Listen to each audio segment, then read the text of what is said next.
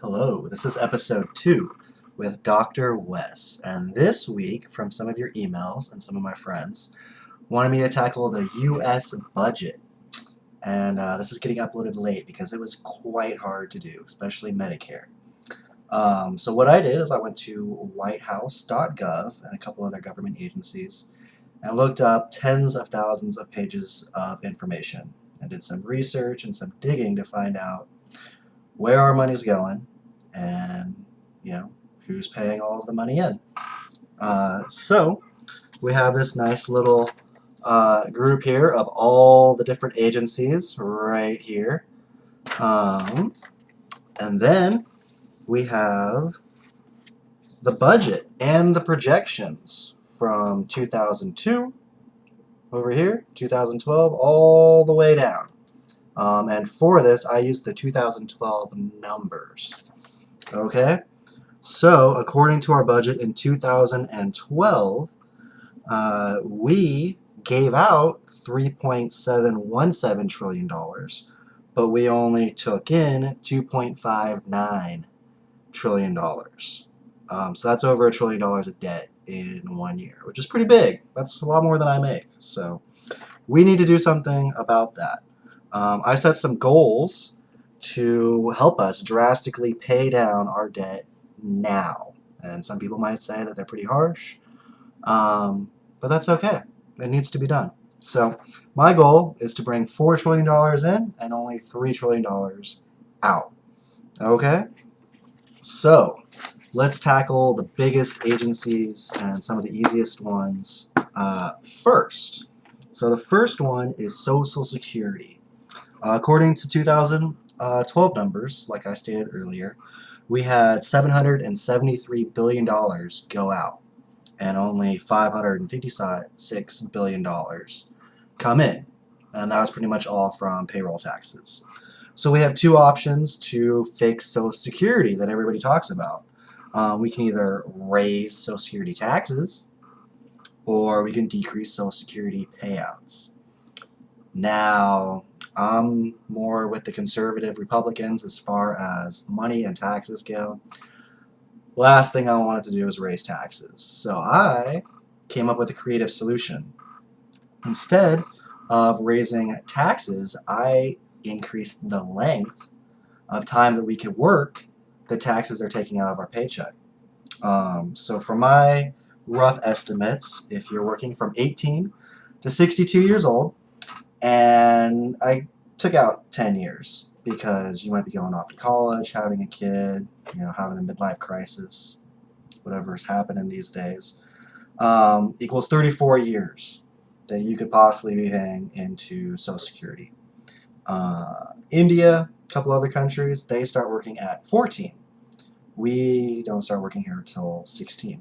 So if you are 14 years old and your parents are broke and you want some money to go play, at the arcades, go to a movie, take your significant other out on a date if your parents are allowing you to date at that time, it would help to have a job. And if you've ever read like Warren Buffett's biographies or any of the other like wealthy people in our country, most of them had pretty legitimate jobs, paper routes or something, at 10 to 12 years old. And you can get exceptions for paper routes now, but other things you can't. And then we're going to also extend that 2 years on the other end. Now, if you're a roofer, it's going to be pretty hard to work when you're 67 years old. You might want to go into being a supervisor. But if you're a teacher or something, I think you could legitimately teach when you're 67 years old.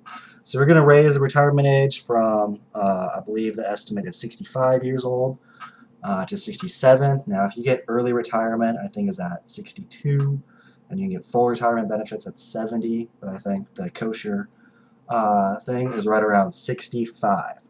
So we just increased it by around 3 to 4 years, or 10%.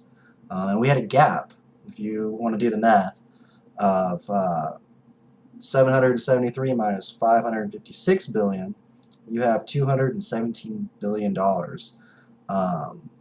that's going towards our debt on Social Security, or roughly a 20% gap. Now 10% of that is closed, but we're only halfway there. So we need a second solution. So I'm going to my 30 pages of notes here. According to Atlantic.com, roughly 9% of Americans are millionaires. So that means that their net worth is over $1 million. According to one of my favorite books, the Millionaire Next Door series, the average millionaire is 57. So the majority of our millionaires are older people. So what we're going to do is you do not get Social Security benefits, that nice little check every month, if you are a millionaire. So we just reduced that by around 9%. Our gap was 20%. And that is pretty much closed. So Social Security is looking pretty good. It's doable. You know, maybe they're saying that like 10,000 people are retiring every day, that it might not be solvent in 20 years, but this fix, I think, can make it pretty valid for a long time. So the second place that we are going to address, now that Social Security is pretty much taken care of, is Medicare.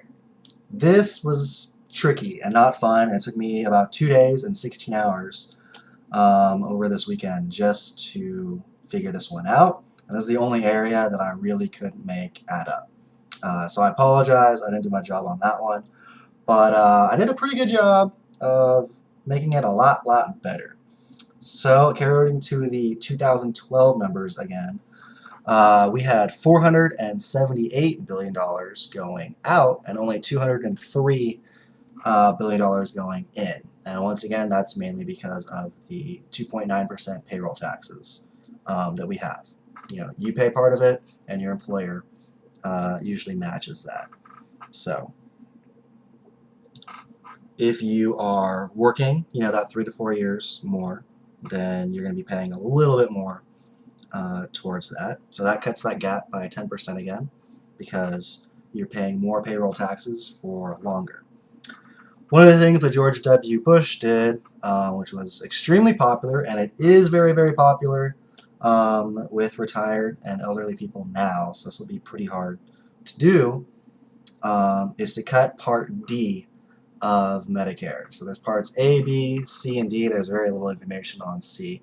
A and B are pretty much towards physicians, going to the hospital, your emergency bills, stuff like that. Part D is basically just for popping pills. So if you got pain, high blood pressure, cholesterol, diabetes, it's basically for medicines and pain. And let's see. Oh, there's a gentleman, General David Walker. He actually said that this piece of legislation was he considered to be the most fiscally irresponsible legislation since the 1960s. I don't know if it was that bad, but it's pretty bad because they didn't really do anything to offset the costs on this one. They think that, you know, if you're giving people medicine, that they're healthier, and that somehow, you know, giving people drugs will lower costs eventually, somehow. So I did a lot of research. I didn't find any information on how much Part D supposedly lowers costs. So there's also a statistic saying that $51 billion of Medicare goes towards waste. So, and that's from the Government Accountability Office on that one. So we can get rid of all the waste. Obviously, I don't think anybody is going to be against that one. Just saved $51 billion there. So if we're reducing or getting rid of Part D, what are we going to do with medicines? We are going to limit the amount of prescription drugs that you can have to 5 per person. You know, different pills have different effects. They multiply. Lots of negative effects. 5 pills per day is about the most that you should probably be on. And we're going to solve the remainder with food, nutrition, lots of other aspects. So we actually do the most per country for pharmaceutical drugs. And crime is actually more due to legalized drugs than illegal drugs. I didn't know that one until I figured that out one, and that is according to citizen.org on that one. So, uh, one thing that I think is pretty unethical in the science or pharmaceutical companies is what is called direct-to-consumer advertising. Now, if you're older, when you were probably my age, you never saw this on TV. It just came up about 10 years ago or so. These are all these really funny commercials that all the comedians make fun of, saying like, oh, if you have restless leg syndrome or something, you need to see your doctor about this one. You got to get a pill. This is a major, major problem if you have this. But the negative effects to this could be, bloody diarrhea, no sex drive, and death kind of stuff, right? So what these facts from citizen.org and a couple other places say that the direct-to-consumer advertising of prescription drugs, companies spend $4.65 billion, and they usually get a 4-to-1 return. So that's $20 billion in unnecessary pills that people are taking that they're going to their doctors saying that they need, which their doctors by themselves are not saying that they need. But in order to keep their patients and keep their business going, they give, the customers, always right, you got to give the customers what they want. Okay? And roughly 14% overall of our healthcare spending in Medicare area and other areas is from drugs, right? And these aren't curing anything. They're basically just masking. According to the health guide for the USA, I have all the other national health expenditures. This big chart here. You probably can't see it too well, but what you need to know is that these two areas right here that make up about half of the pie for Medicare costs come from hospital care and physician services. Okay? And that is what we're going to address here pretty soon. But let me go back real quick to, since we're only at 5 drugs per person, some alternatives that we are going to pay for that are actually will lower costs and make you a lot happier, more energy, and you can keep having sex with your husband or wife, or your fling, whatever you're doing these days. You are going to be able to see a nutritionist twice a year.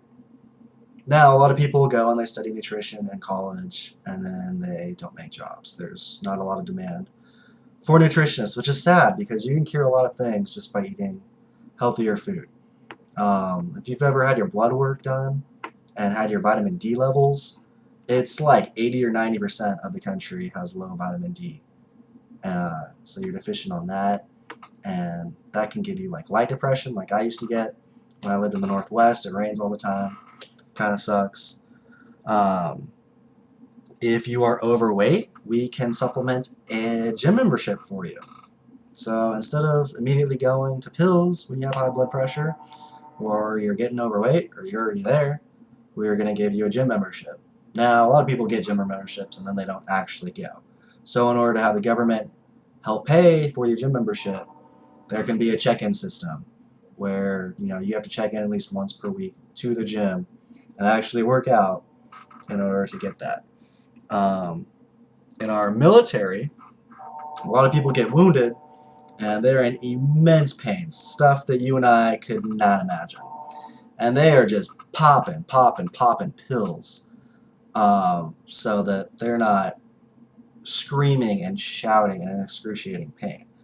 But these become addictive and they cost you and me and the people's health are at a great expense. So it costs a lot of money to give pain pills to everybody in the service and in other areas of life.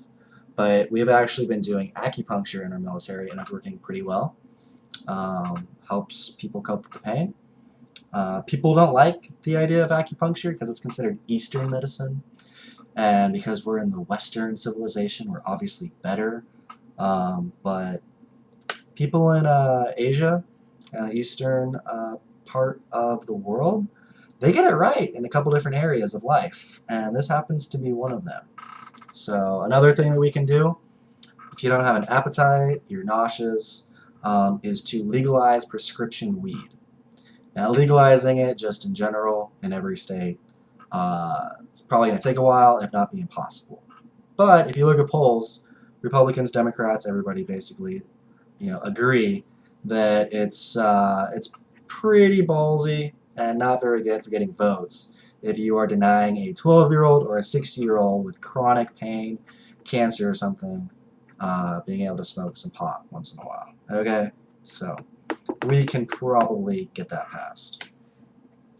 Medicare gives some money to research, around $10 billion. And this goes to private and some mainly pharmaceutical companies to make better pills for us. There's other areas where we get funding for that. It doesn't need to come from Medicare, so we can cut that portion out. And then private and science grants can make that up. So now let's tackle hospital care. Now, how many of you have gone to the emergency room because, your family doctor, it was after hours, you were in a car wreck or something? You get in there, they make you wait like 3 or 4 hours. You see a doctor for like 5 minutes, and your bill's like $4,000. And you're like, how is my bill possibly $4,000? Doesn't make sense. Well, part of that you're paying for people who do not have health insurance, so that's why yours are higher. You can negotiate all of those things. People don't know that.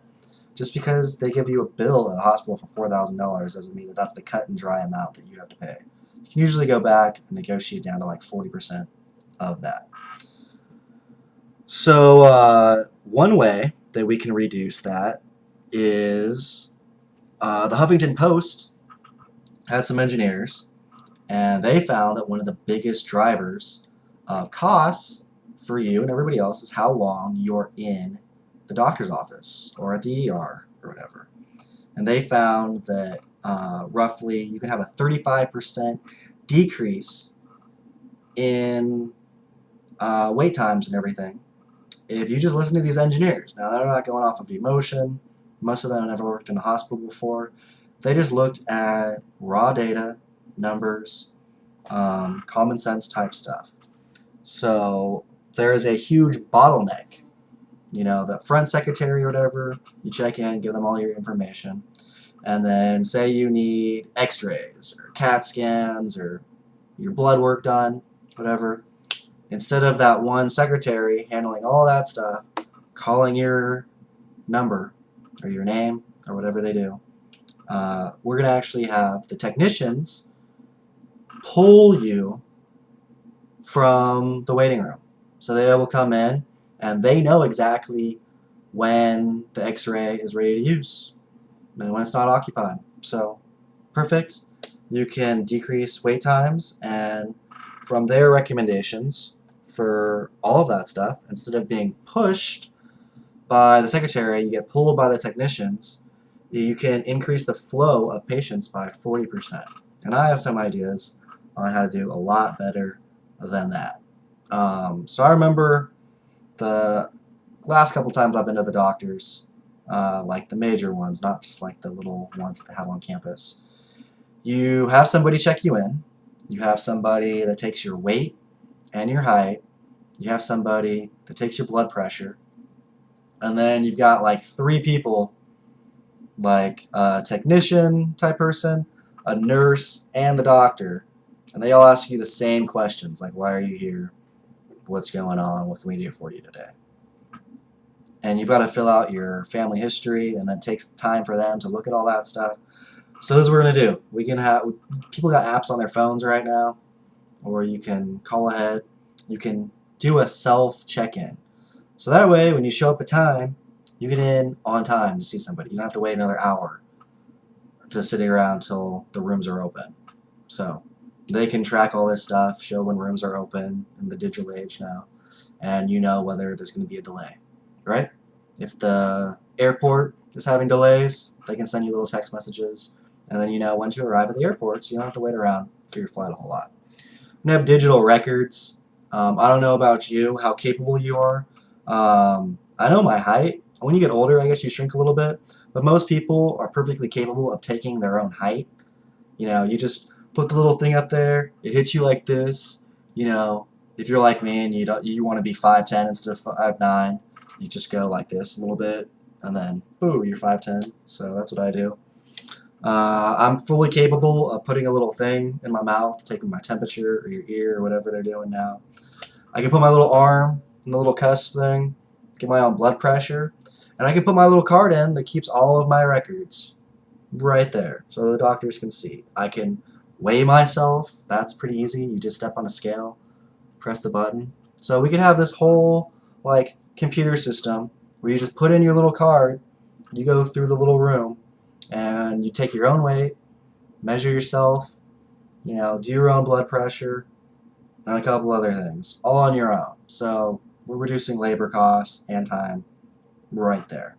So besides the another indirect benefit of increasing patient flow is a lot of times you'll go to the doctor's office, especially for CTs, this is fairly common, and they will say that it looks like our CT is going to be, you know, pretty much full for the next couple days. Can you come back in a week?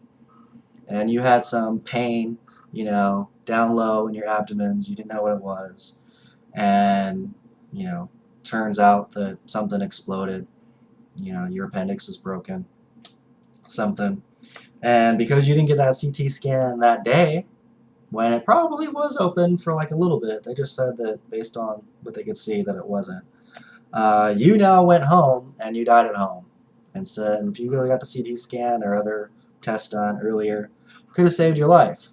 Or waiting a couple extra days could lead towards, you know, more cost down the road. Kind of like if something breaks on your truck and you keep driving for a while and then you go to the mechanic, it's probably going to cost you more than if you would have gone to the mechanic right away. Right? At least that's what they tell us. So another thing that they found out, these engineers, is sometimes there's not adequate consultation when you leave the doctor's office. So if we are removing some of the labor from the digital stuff, your records, and your self-check-in, and you know, we don't want to decrease jobs, that's bad. Now we can have an outgoing consultant. A lot of times people go in there and when they come out, they don't really know what to do to keep themselves healthy, to avert this in the future. Things like that. You know, drink your water, don't eat fatty foods, stuff like that. And they think that sometimes we can avert you having to go back to the emergency room. A lot of people will go, think they get fixed, and then, you know, they didn't follow the doctor's advice or they didn't understand it. They gave them this like big old long manual that was in 20 different languages and they couldn't even find the English section of it. So they got the same problem a week later and they go back to the ER. That can cost $5,000 another visit to the ER. So that just got adverted. Another little chunk of that pie that I was showing you earlier is the infrastructure. Makes sense. Hospitals are pretty big. It's got to cost a lot of money to build them, maintain them, the, you know, electricity costs for all that stuff. There is a place called Presbyterian Healthcare Services in New Mexico. One of the only states I've never been to, but I've heard pretty good things about them. They have a program called Hospital at Home. Great for when beds at hospitals are limited, and they've estimated that they save around $2,500 per case compared to if you were to go into the emergency room. So that's great. So I have some rough estimates here. If we take all that stuff in for just the hospital care, it's around 30% of all the Medicare expenses. These are going to be our savings.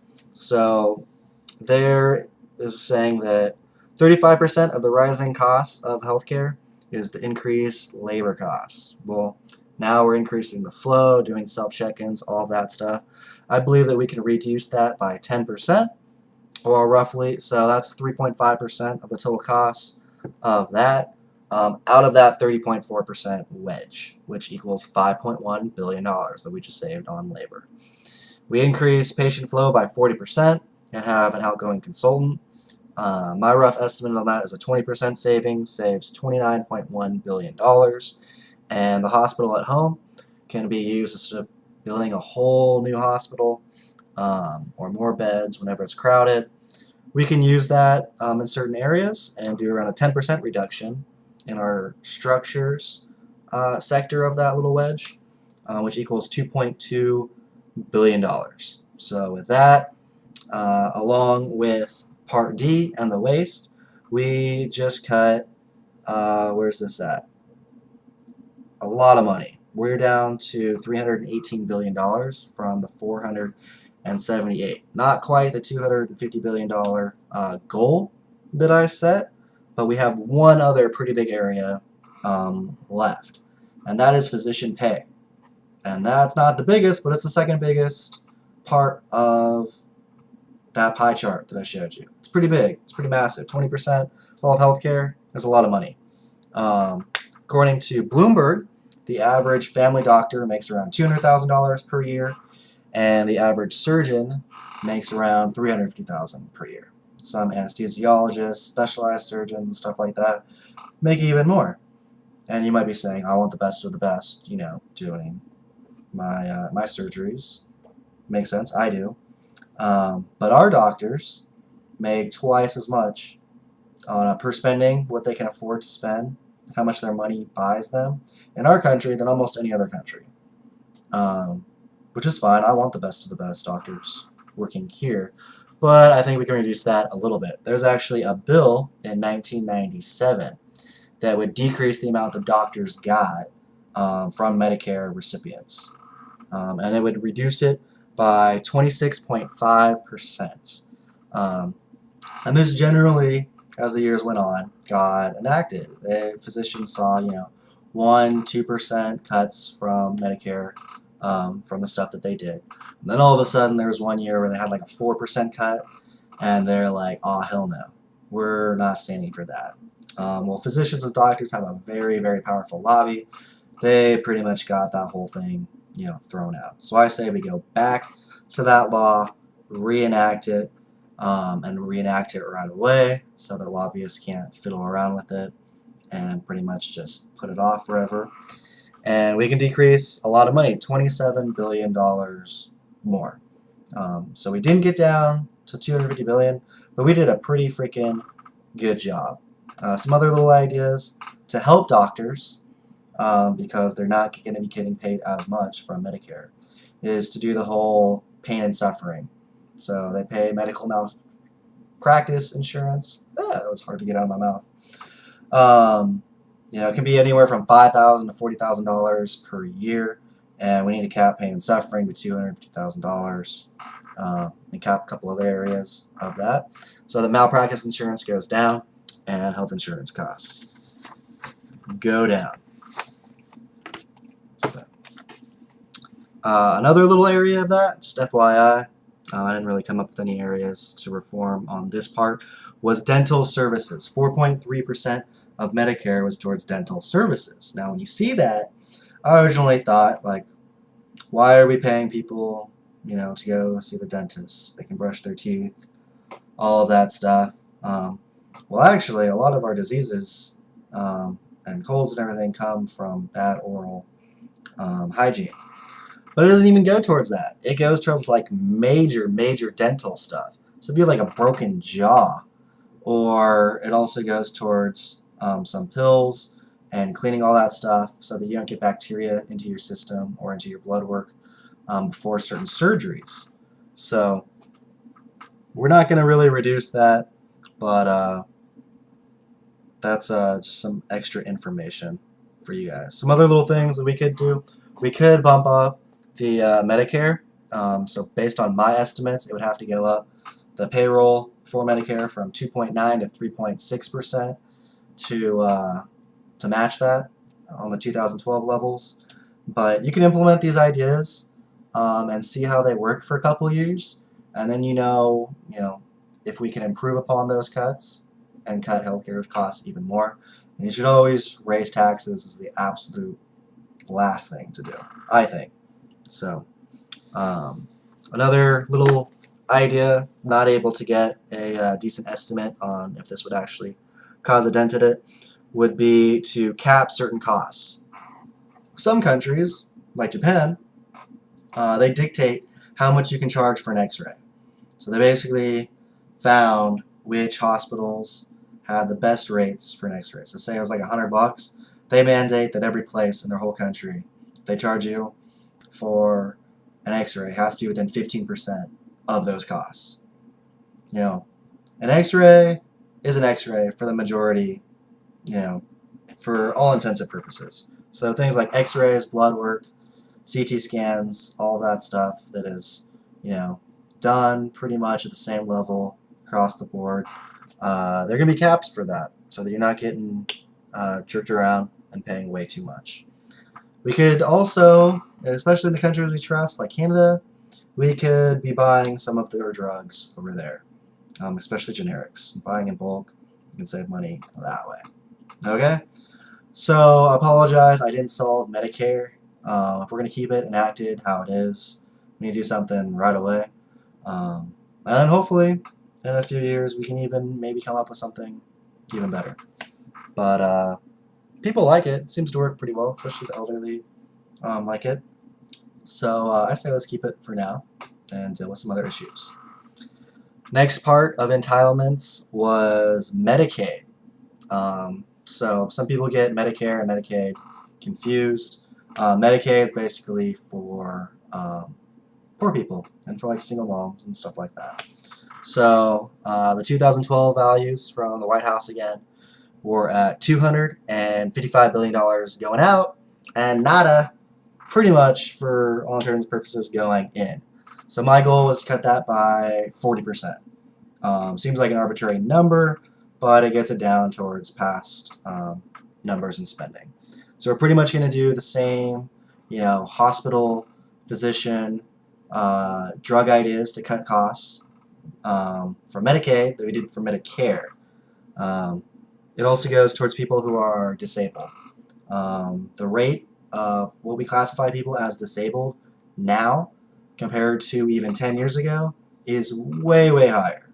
Now, if you're a veteran of a war and you got injured and you're missing a limb or you've got, PTSD, then yes, that should definitely classify as disabled.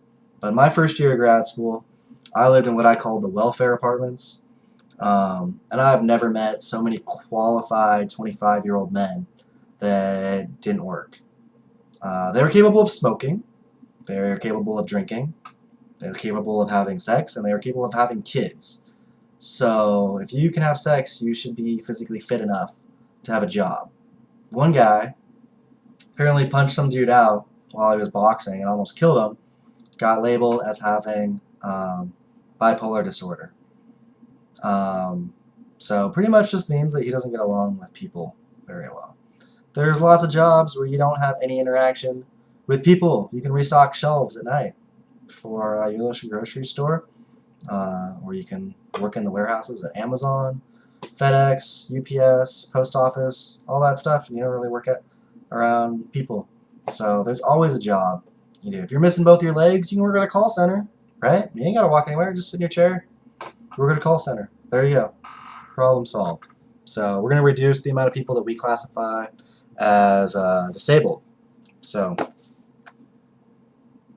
and the single parents can't really implement laws, but I think the moms out there could do a little better job of teaching their women the right kind of men to be attracted to.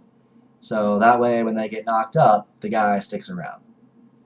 Just saying, that could help. I tried to play matchmaker a little bit for, and the guys, we don't have the best taste in women either. It goes both ways. But the childbearing burden, by default, goes down to the woman.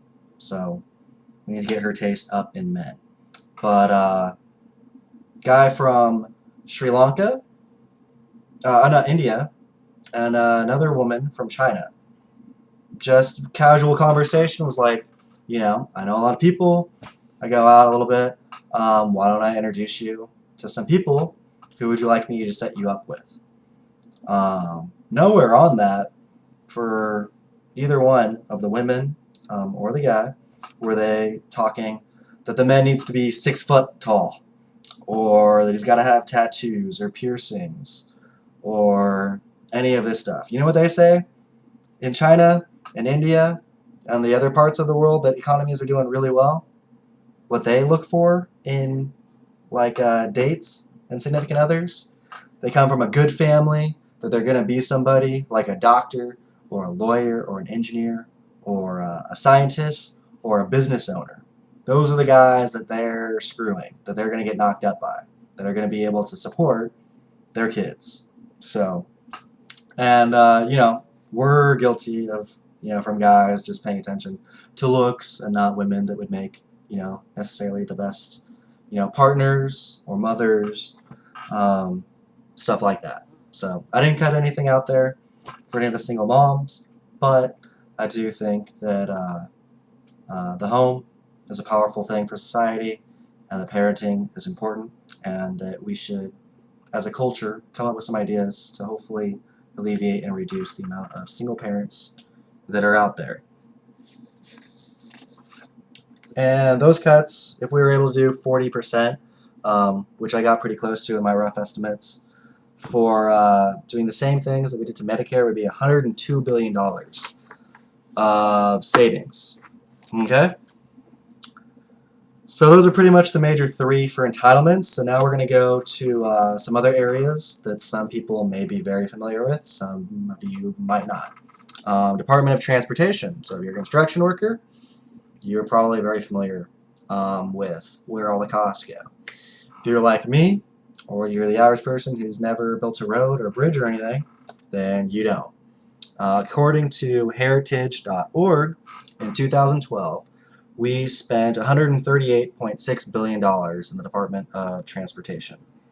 Our goal, or my goal, is going to get that back down to our 2002 levels of $80 billion. Now, you guys might be freaking out, being like, oh, MSNBC, CNN, Fox is saying that our infrastructure is crumbling. But I came up with some solutions to make sure that, we're taking care and maintaining all of our roads, and it's costing us a lot less. Okay? So here we go. First thing we're going to do is we're going to privatize 25% of our highways, of our road system. So the Department of Transportation, they can still make sure that they're safe, that the bridges can take, the weight loads that they got to take. We can still have the weigh stations for all the big trucks to make sure that they're not over capacity and ruining our roads. If you ever lived in Oklahoma, like I'm doing right now, I'm in the Tulsa area, if you want to drive on a highway that doesn't have a bunch of potholes in it, you have to drive on one of the toll roads. And some of them cost 25 cents, some of them cost $4 or $5. But you're traveling on the roads, and if you don't want to feel like you have a flat tire the entire time, you got to take one of these roads. So instead of us having our, taxes taken out when we purchase gas to go to the government, and that's pretty much supposed to be put in a trust fund to go towards the roads and infrastructure, and then they just use that money however the hell they feel like it. If you privatize some of the roads, the monies go directly to the roads. So I don't think people would be too upset paying $1 here, $1 there to drive on, nice, well-maintained roads, which could lower the cost of maintaining your vehicle. So, it could be a win-win both ways. So I estimated that we would save $25 billion. So if we privatize 25% of our, roads, that's not going to be our bridges and stuff like that. Out of our $138 billion, essentially, we're saving $25 billion. So I'm a scientist. I know a lot about new technologies that are going on. These two technologies are pretty awesome. If you've never heard of them, you need to look them up right now. So the first one is going to be what is called solid epoxy linings. Okay? So I got my little whiteboard here. I'm going to draw what happens. So you think that our roads and bridges and rail systems and stuff are crumbling. You don't know shit. That's not shit compared to our water structure. Most of our waterways were built 80 to 120 years ago, and they're busting left and right. Every summer, how many corners and places do you see just like water spurting out of the roads? And what happens? We gotta dig the whole effing road up, you know, all those orange codes and everything. You got traffic, you know, in your residential areas now or on the highways, and it costs a lot to dig it all up and put a new part of the pipe in. Well, that's great. You just, you know, replaced 0.1% of the whole pipe that can break. So you've got this long pipe system right here, right? Now let's say that that's 100 miles long. Now that's a scale. And one little part of that broke. And you got to dig up here. You know, you're digging. Take that all up and put a new piece of pipe in there. That costs a lot of money for one little part to keep water going towards, you know, a few homes or companies, right? So they have these things called solid epoxy linings. What that does is you basically put a sheet right in here, and then you blow it up, and it goes all the way through here. So now this whole sheet starts off looking like this. You roll it out, okay? Right there goes the whole length of the water system. You don't have to, you know, get up here and dig and do the expensive construction and ruin with all your traffic and stuff. You blow it up, you heat it up, and then it makes a layer, basically the exact same diameter around. Now you essentially have a new, very high-grade pipe within a pipe. So if this one corrodes, rusts, anything like that, it's fail-safe. It's basically a double-line pipe now. So, and they use it with really good epoxy plastics that last a long, long time, and it can still expand in case temperatures go up or down, but it is down in the earth, so the Earth's temperature does stay fairly constant. Okay? Let me erase that real quick. Take a little break here. And from an environmentalist perspective, I love this new technology, and it saves a ton of money. Okay? If the ends of the road, so say you've got your highway system here, I'll draw that, and you only have 3 to 4 inches of curb on each side, and it's shitty, they've got to go through and dig up 3 to 4 inches of the whole thing, truck all of that material to a landfill, and then come back and repave it. Right? So you've got all the dump trucks everywhere. It takes a lot of space, multiple lanes and everything. And asphalt uses oil. So with this new technology that I'm going to share with you, the costs go way down, traffic goes way down, oil goes way down. Alright? So, or oil use, sorry. I'll word that correctly. Now, we take this same road, right? Long road here. And it is called cold in-place recycling, or the 3-train technique. So we have 3 different places or trains, but essentially you can buy these things for like $1 million, which to the average person sounds like a lot of money, but for construction equipment, that's really pretty feasible. And it is a long system like this. And let's see, the first one here goes in and it takes off the top 3 to 4 inches, right? Then the second part of the 3-train system breaks all of that stuff apart and adds a little bit of new stuff, new glues and binders and stuff like that. And then the third part presses it down. So the benefits to this is it only takes 1 lane at a time, and it's super fast. So according to midstatecompanies.com and a couple other areas, the total costs to do this compared to conventional can be between 15 and 50%. So way less than half on average of what it currently costs. It's faster, more environmentally friendly, best thing since sliced bread. Okay? So even though that it says that it's more than 50% savings, I'm sure that there's certain areas that you can't do this stuff in for one reason or another. So I put a conservative estimate of savings of 40% or $55 billion. So we're now saving $25 billion from the privatization, and we're saving $55 billion from technology. So now that $138.6 billion for the Department of Transportation is down to $58.6 billion. And my goal was 80. So I beat that goal by $20 billion and did an excellent, excellent job, I think. So I gave myself a pat on the back for that one. Next little area, or it's a pretty good size area, is called it's security income, called SSI, right? This is given to people over 65, blind, disabled, but it doesn't come from the Social Security Fund. It comes from our Treasury funds. So it's a little tricky from, there's a little overlap between, what you think. People can get a little bit from both, of Social Security and from this. And it can be paid to non-U.S. citizens, which doesn't make any common sense to me. So I say we eliminate any welfare type state payments to non-U.S. citizens whatsoever. I guess education can be debated on whether we send illegal aliens to our schools. We can lower the amounts that people are being paid for this. We can, when we're lowering people that say that they're disabled, just because one doctor said that they were, I think that we can save roughly 33% from all of that, or $53.3 billion. So, but there wasn't much information on that. I apologize again. So somebody that knows a little bit more about that hopefully can add a comment or response and show where exactly that money is going towards, and maybe come up with some cool ideas to save us some money. The next one is fun. This has to do with some of the unions and everything like that.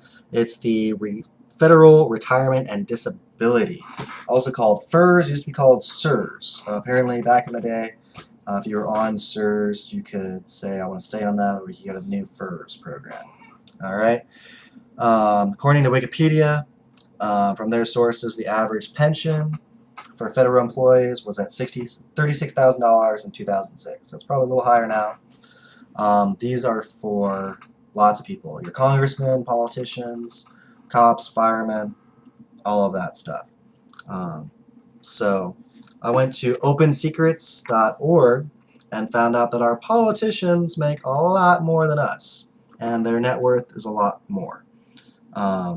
So that 9% from the, I believe it was for the company, but 9% of Americans are millionaires. Means that if you're a millionaire, you don't get Social Security, you're a millionaire, you don't get a federal pension. So if you're in the top 10% in this country, you should be able to do just fine by yourself than collecting taxpayers' money from the people who aren't doing as well to boost your retirement, right? So savings of 15% because you've got some of the politicians in there represent a larger share of the millionaires. Savings of $20.1 billion. And you can even reform that a little bit more. It's a very complicated area because it's different for essentially every different job. So if you're a congressman, all you have to do is serve for 5 years, and you can pretty much get a full pension. Other areas, if you serve in politics for 20 years, you get it. Cops, like 20 or 25 years. So food stamps is next after the federal retirement. I had a lot of fun, and I came up with some very, very unique ideas. And so I'm going to email this to some congressmen because I think this is fun, and I really, really enjoyed reforming food stamps. So I'm a, last year graduate school, so not quite a doctor yet. So I don't make a whole lot of money as of right now, and I shop at some of the food outlets around here. And I live in the not so nice area of town where we have a place called the Ghetto Walmart. Big one, it's like down the hill, you can barely see it. And I do a big 3 to 4 week grocery shop. I get paid at the end of the month. I usually buy my groceries at the start of the month, usually the first day. Well, that's when everybody gets all their food stamp money reimbursed to their cards. So I see all those people when I'm shopping at midnight. I just enjoy shopping late at night. And from my rough estimates, not even half the people, or more than half the people, are abusing it. I've seen people trading Snickers for pot in the parking lots pretty much every single time that I go over there. So, food stamps, also called SNAP, Supplementary Nutrition Assistance Program, I think is what that acronym stands for, supposed to be going towards nutrition, right? Not buying junk food. So we are going to change that a little bit. Half of food stamps now, you can only spend half the money in the produce section, okay? So that you're actually getting real nutrition. And only half can be spent on junk food or whatever else you want. I personally spend around $130 to $140 per month, right? And that keeps me way more than not starving, okay? So, food stamps pay $200 now per person. It used to be right around $130. That got bumped up a few years ago. And that's for one person. If you have more people in your family that also qualify, you get an additional $150. So that can start adding up pretty fast. Now, if I work out, I eat a lot, you know, mid-20s male, I eat a lot of food. Can spend $130 to $140 on my groceries each month and eat perfectly well and still have food left over at the end of the month. So can other Americans. So we're going to reduce the amount that you get by 30%. That saves $34.5 billion just from the payouts. And if you're not working all the time and you're getting food stamps, or you're unemployed and getting food stamps, you should have time to cut coupons. So we're going to give you coupons to cut. Yeah? I thought that was kind of fun. So now half is going to the produce section. You can easily implement that from the barcodes that go in there. Tiny amount of work from the grocery stores to comply with that. The coolest thing we're going to do is we're going to set up like a Wikipedia-like account, open source, for all of the people that buy food on food stamps, right? So you got your card, that's all digital. Now all the food that you buy is going to be, you know, it's like an anonymous number. It's going to set up a digital record that you, I, pretty much anybody can go see online. So we can go see if somebody bought, you know, the reduced amount, you know, $100 of Doritos, right? They bought $100 of Doritos. Nobody can eat that many Doritos in 1 month, except for that goat on the commercial, which was a pretty badass commercial, I thought. So we're not gonna have to pay people for oversight. People are gonna be willing to do that for free, I would imagine. A lot of people think there's abuse in the food stamp program. So it's pretty much gonna be the 3 strikes and you're out, or 3 strikes and it goes to like the higher up superiors. We can hire a couple people to be in charge of that. If you abuse the system and 3 or more people online are looking at it and they say that you abused it, some supervisor can take away your food stamps. And from my estimate of 50% people abusing the system, that's going to save us $57.5 billion. So now food stamps are much lower and down to $23 billion total, which I gave myself a little smiley face because the goal was $30 billion, and once again, I beat my goal. So keeping score, Social Security is pretty much a tie, Medicare is a loss, and I've had 4 or 5 wins. So, and I'm keeping score, so if it's close, I get the win. Now we are doing unemployment benefits. So being a person who enjoys talking politics once in a while, and I go out to the bars and you meet somebody new, what comes up again and again and again is there needs to be a phase in and or phase out of all these benefits, especially unemployment benefits, to where the second you get a job, all of your benefits don't just cut out. So we're going to have a phase out program, right? So 1, we're going to limit the amount that you can get unemployment to 6 months unless you're getting retrained, right? If you're getting retrained in something, you can get an additional 6 months of unemployment as long as you have a part-time job. I just said 20 hours. It's an arbitrary amount. It can be 12, 15, 20, 30 hours, whatever it is. So our goal is unemployment benefits from 2012 numbers are at $107 billion, and in 2002 they're at $67 billion. Okay, and my goal was to get it to $50 billion, and I was spot on. I was pretty proud of this. Just wait.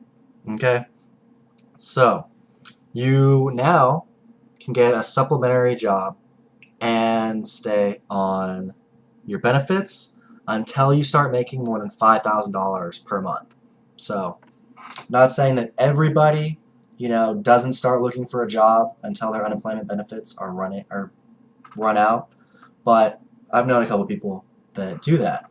And maybe you want to get a part-time job because the average American only gets $295 per week for unemployment. So times that by 4, it's way less than the $5,000 per month that I set up. I think that if you're making $60,000 per year, that's pretty middle class, and you should be able to comfortably live.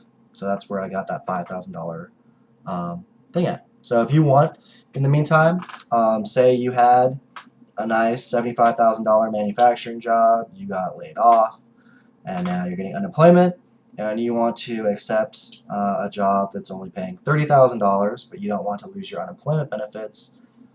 Now you can stack those together, and you can do both. You can still work a job and still be looking for that future $75,000 job to get you back in the game. So who's not going to be able to get unemployment benefits? People who have certain assets based on their age. So this can change.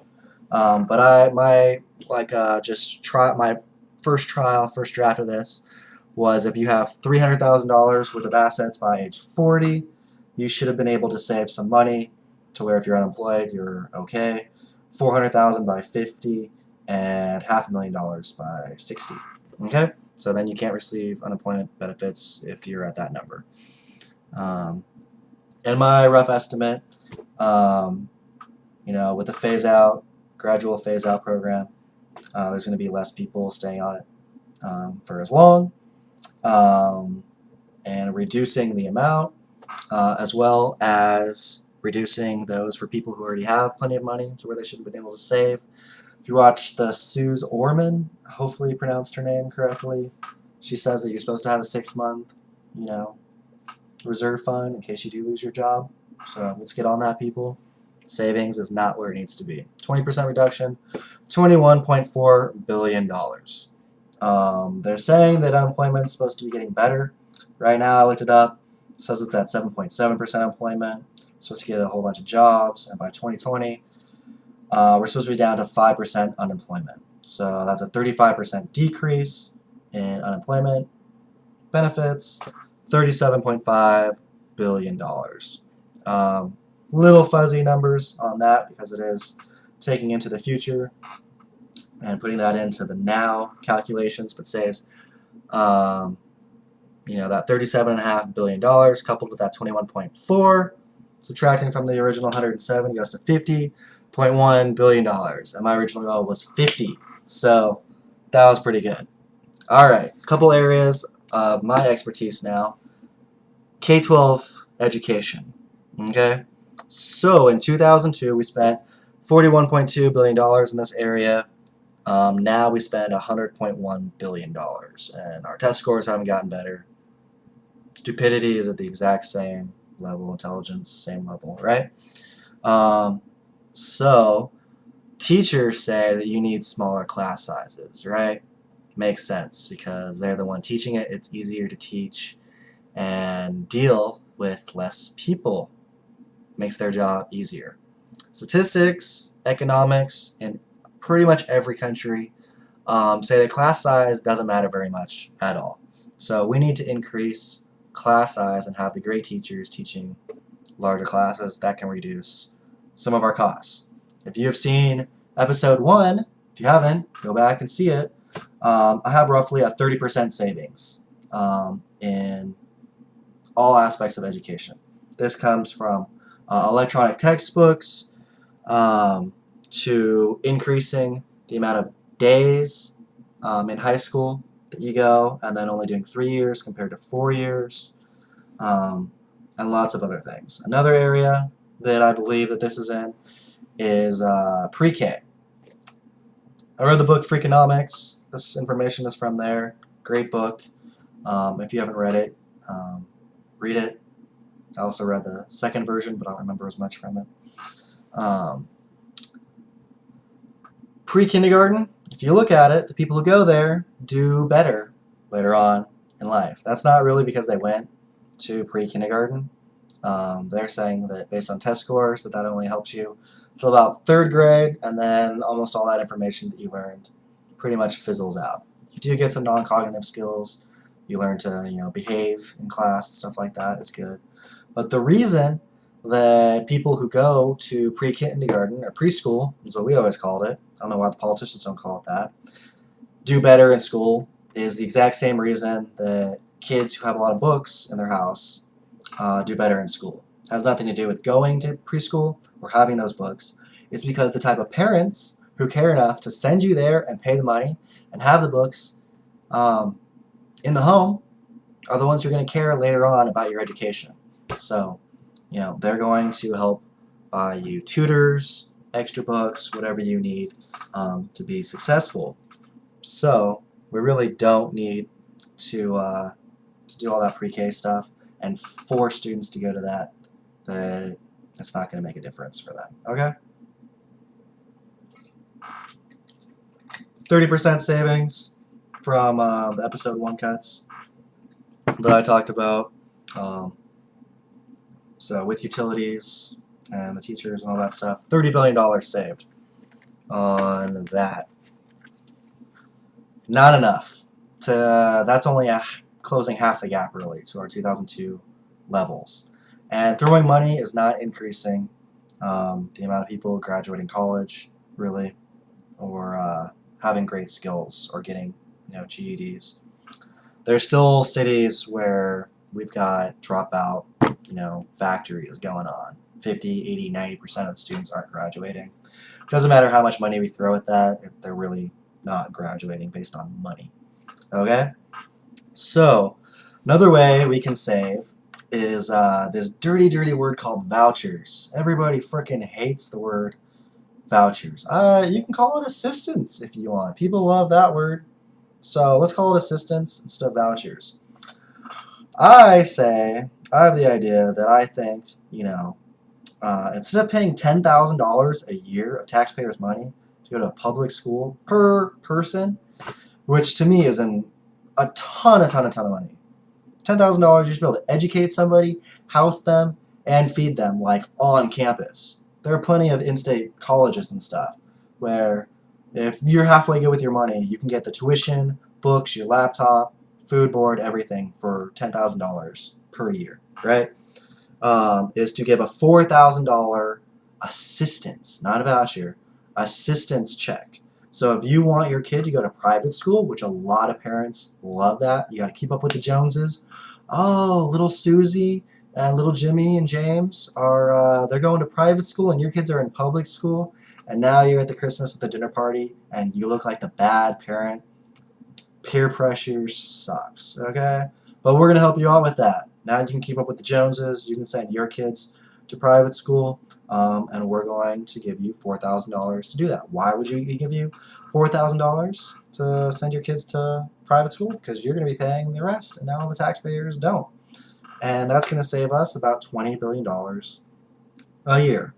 And that is on the assumption that a lot of people are going to take that benefit, okay?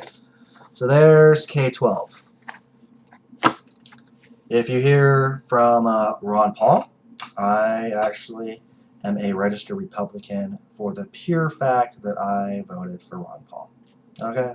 And you guys decided to make him look bad and not, feature him in all the debates. I mean, he was in some of them, but you've been pretty mean to him.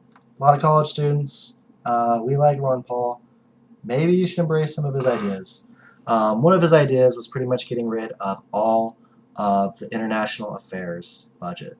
So it's called IA. It's not internal affairs like the people that the FBI and CIA are all scared of. This is international affairs, so like charities, stuff like that.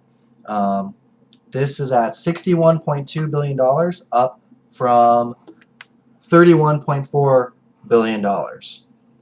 Now there's some areas of this that I personally would like to keep, and I would imagine that the vast majority of people would like to keep. So we spend $1.5 billion on upkeeping and building our embassies and our ambassador system and stuff like that. Sounds good, except for in certain countries they bomb them and then everybody looks bad. And $247 million goes towards education and culture exchange. So us exchanging students with different countries and back and forth. I never had the opportunity to do that. It would have been a great opportunity. I would have done it. Making friends in other countries for future alliances and business and everything. You know, I would imagine spending $247 million per year on all this stuff. You know, all of the indirect benefits that we get are more than worth that. Okay? But we also have the Peace Corps, UN, stuff like that. It was hard to get exact figures on how much we give towards that. But pretty much the rest of the money goes towards charities, right? So this is how international affairs work on this little diagram that I'm going to draw you. All right?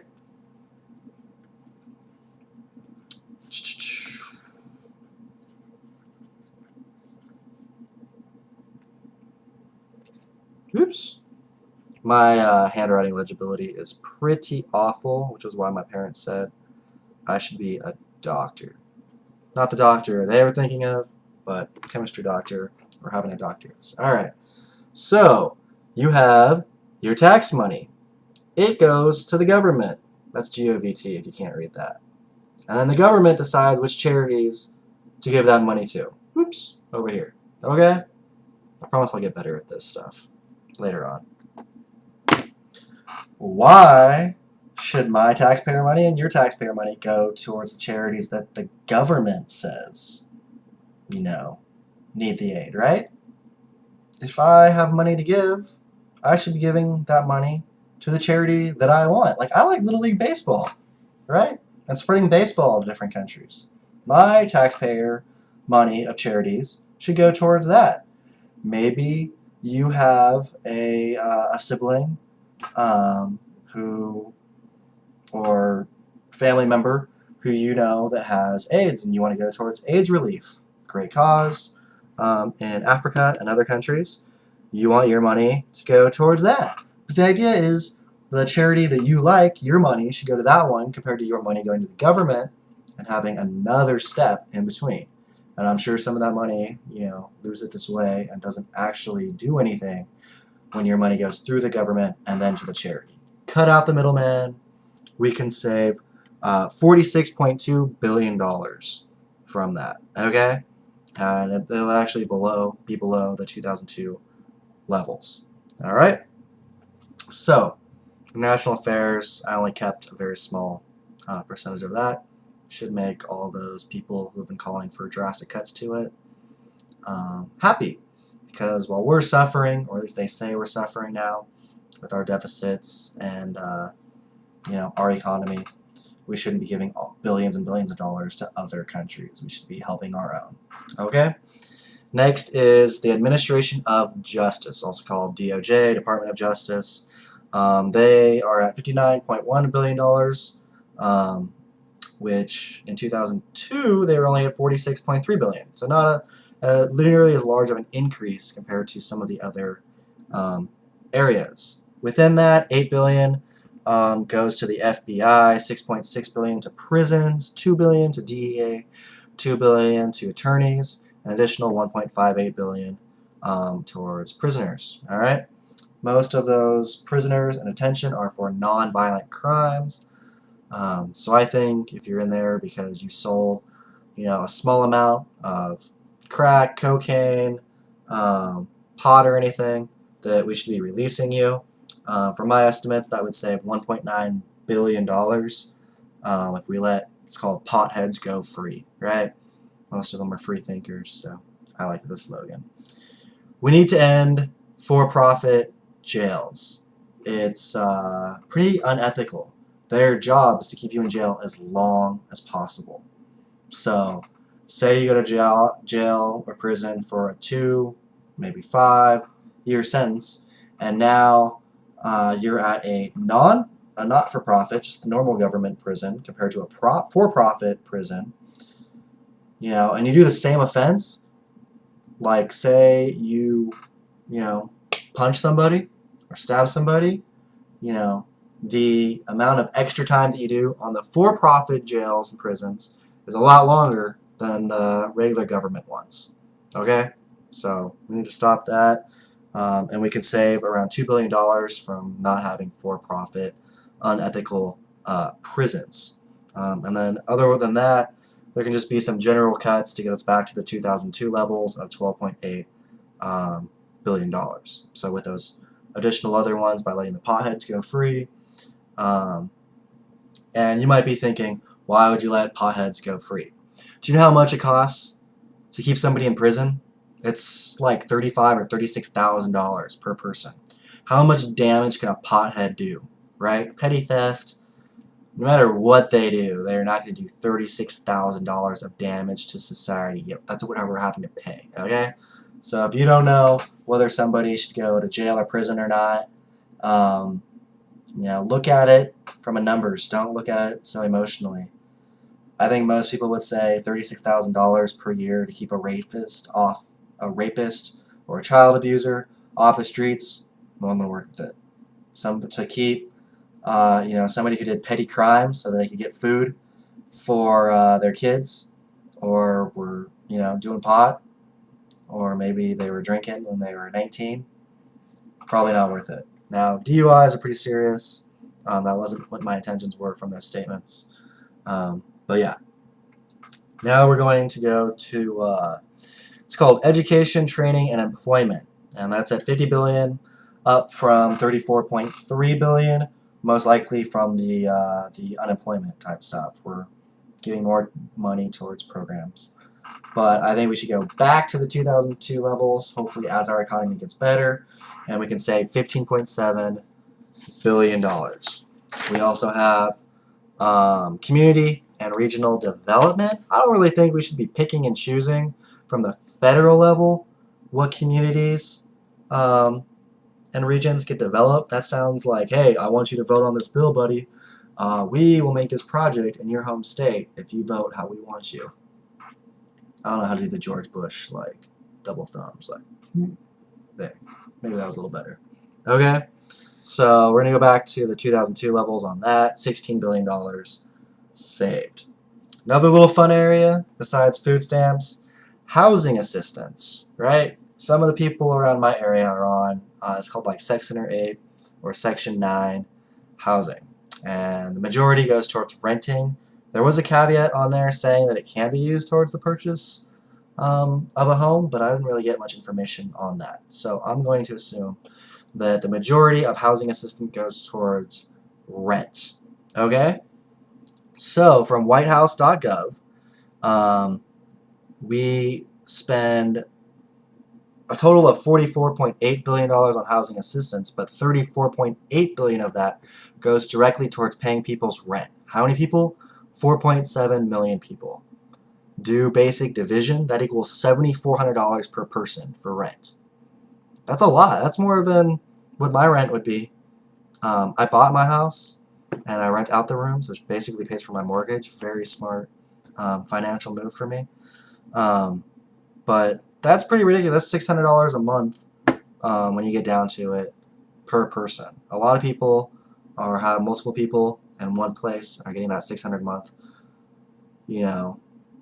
Doubled, tripled, quadrupled to rent their places. Okay? So you need to have some skin in the game. This is a great way to say it. You should be paying a part of your rent. The government should be paying all of your rent. Okay? So this is mainly this helps concentrate bad neighborhoods in poor school districts. So it's basically funneling people that are on this assistance to bad areas that do take Section 8 or Section 9 vouchers. So what we are going to do is we are going to cut 33% of this, and it's only going to be $400 per month per person. Kind of sucks if you live in the Bay Area, Los Angeles, or New York City because your rents are sky high. Not everybody is rich enough to live in New York City. Sorry. There's reasons that rent is really high in some areas because they don't want to live next to people who don't have jobs. So, Tulsa, Oklahoma, pretty cheap. Oklahoma and Texas, you could find decent places to rent for $400 a month. Okay, so also we're going to keep this to a maximum of 4 years. Okay, so we don't want people who are in poverty to stay there and stay on the assistance and everything. We want you to be on the assistance and be working and working and working. Maybe you miss it, you fire a couple years, and you go boom, boom, boom.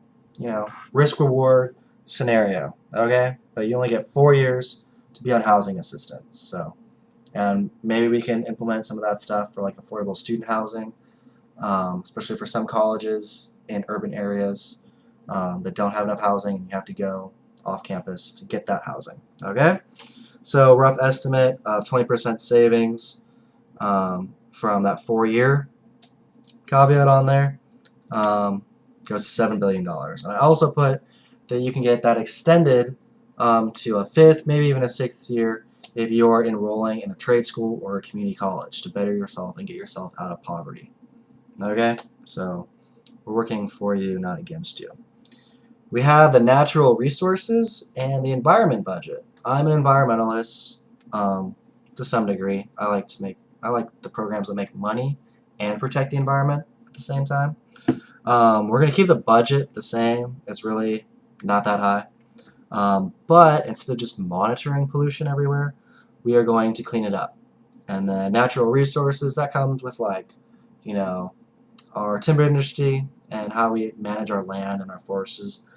They're doing a very good job on that. We're going to keep that. I say that we increase some of our wetlands and our water resources to clean our water. And we make some major water security projects. Okay?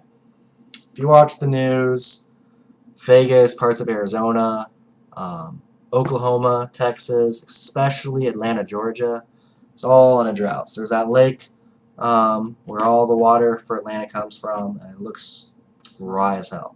So where do we have a lot of water in this country? The Great Lakes. It's like the largest freshwater source, I believe, in like the world.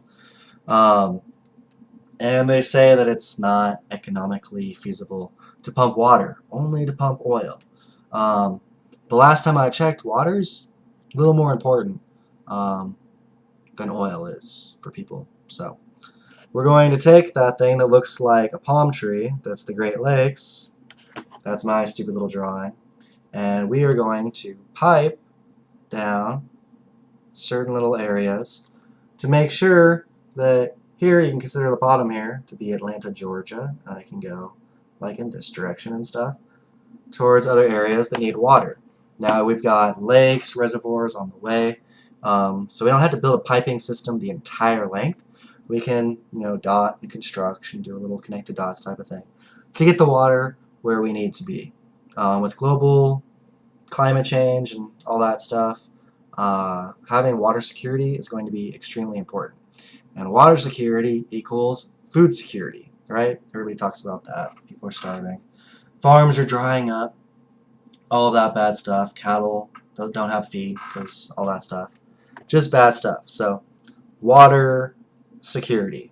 In the future, if we need more water, we can buy some more land from Canada. They have tons of it and no people. And then we can take the water. Okay? Science and technology, also an area I'm very familiar with. Some of this money goes towards clean coal and sequestration research funding. Okay? And this is different than what's in the Department of Energy budget too. So one of the hardest things was certain areas that I was looking at cutting or reforming actually stem or come from different areas. So trying to figure out the exact percentages coming total to it and getting a good idea of how much I was cutting was a little bit difficult. And I may have been off a little bit on some of those numbers. But what we're going to do is we're going to get away from clean coal and sequestering CO2 under the ground. It's not theoretically and it's not practically possible to do so, because if you did do it, it would raise the cost of coal, and then we would just transition to natural gas and other, areas. But if you were to clean coal, which if you've ever lit coals on fire to barbecue with, the vast majority of Americans have done, and you touched it on your hand and it's all black, the last thing that thing's ever going to be is clean. You can't make clean coal. You can make cleaner coal at a great cost, but you can never make clean coal. Okay? What they want to do, which is only practical in a very small percentage of land around coal plant area, is to pump it underground, and then it'll stay there and it will be absorbed by like limestone and other stuff under the ground. But if you have one little leak of all of that CO2, people are going to be asphyxiated and die. They're not going to be able to breathe. It's painless death. It's odorless. Doesn't smell bad. But you're still dead. And that could take out a whole city depending on your elevation change. Now, I don't remember this lake, but there was a lake that was over in some part of Africa, and based on weather conditions, it didn't turn over for a little while. So a bunch of gases built up in the bottom of this lake, like I'm drawing here, and then there were mountain regions all around, and then there were people in houses everywhere. Okay, so here's the lake, here's the gases, here's some of the people, and then here's the mountains. So all of the air pretty much stays down there. Think about it like Los Angeles. All the smog just stays right there. Doesn't blow away. Well, apparently, one day, all of this CO2, which is supposed to gradually be going up, got locked under some high pressure cold water because there wasn't enough turnover, and then all of a sudden spurts out and kills everybody in the villages around. That's what would happen if they tried to, pump it all underground and there was a small problem. Okay? Pretty much implement the not in my back door or my backyard scenario for that. Okay? So don't do that. Now, they put a nice little pipe up there, and even if there's no turnover, it just pumps it way up high. So nobody dies. Good thinking. Nice little pipe saves thousands of lives. Okay? If that money, we're basically going to keep the science and technology budget, isn't being spent on clean coal and funding for research areas of that, what are we going to do with that money? We're going to go towards thorium. Now, if you don't know what that is, it's basically nuclear reactors without any of the problems of typical nuclear reactors using uranium. We're going to be using thorium, which is way more plentiful, way cheaper, less radioactive. The half-life after you've used it is like a dozen years, so we can bury it on site. You don't have to ship it off to Nevada and then poison their stuff over there. No emission, no CO2 emissions, no real harmful emissions at all. It's all self-contained. You need less fail-safes, less people. My favorite thing, which is one of my least favorite things about nuclear power, is we're not going to be using billions of gallons of water to cool the reactors down. Okay? There's a heat transfer system there using liquid fluoride salts and stuff like that, which for your guys' purposes is probably a little up there, like goes in one ear, out the other. As far as that works, look it up. There's definitely videos on YouTube that show you thorium technology. It's great. That's what we're going to use. On a kilowatt per hour, that's how they like to address this. We're going to go from 0.03 kilowatt per hour cents per kilowatt hours from coal to 0.00004 for thorium. And that's after it's being built. That's for that's just the fuel rate. So at first it might be a little more expensive to build all the reactors. But in time, it's going down to that. If If you have a calculator, that's a 750-fold difference. If you were to divide your current utility bill, say it's like $100 for electricity, by 750, it essentially goes down to zero. So you're just going to have to pay for the service to connect it. Pretty much going to have free electricity for all. Sounds too good to be true, but it's not. I looked it up, and with my level of thinking, it's very, very doable within 10 years. So even if we could do 2 years if we just shoved a ton of money at it, we could get that. Higher education, colleges, community colleges, all that stuff, right? We spend a lot of money on that. Let me go back to my graph. I have $19.2 billion that the federal budget gives to that. I think it might be a little different than that. 19.2. It's actually down. It's one of the few things that went down from 2012 or 2002 to 2012. So $19.2 billion. A lot of that is going towards like student loans and stuff like that, land grant systems, everything. We're taking high school from 4 years down to 3. We're going to do the exact same thing for college, right? There was a movement to get more well-rounded students. They said the people that were graduating weren't sensitive towards certain areas. Now, if I'm paying money, I'm paying tens of thousands of dollars. I don't feel that I should have to go to college and take an art class that I'm never going to use. Maybe I already dwelled into it when I was in high school, knew I was never going to be an artist. Never was going to be an actor. I had to take drama Monday, Wednesday, Friday at 8 a.m. I hated it. I'm not a morning person. And I shouldn't be forced to pay thousands of dollars towards something that, when I knew that I wanted to be a chemist, is not going to help me. You don't want a scientist acting or lying or anything like that. You want them to give you the facts, straight and forward and logical. Okay? So there's called required courses, backcore courses. There's lots of different names depending on the school that you go to. Or freshman level classes. We're going to get rid of that. So that's going to reduce 25%. They have loans, tuition, all of that stuff at $4.8 billion from the Fed that we're going to save towards that. And then according to nces.ed.gov, in 2010, the total revenue for higher education, and I don't believe this is including their endowments, was at $506 billion of revenue. That is $500 billion. There's no way that all that money is going towards students and helping them and helping reduce their tuition.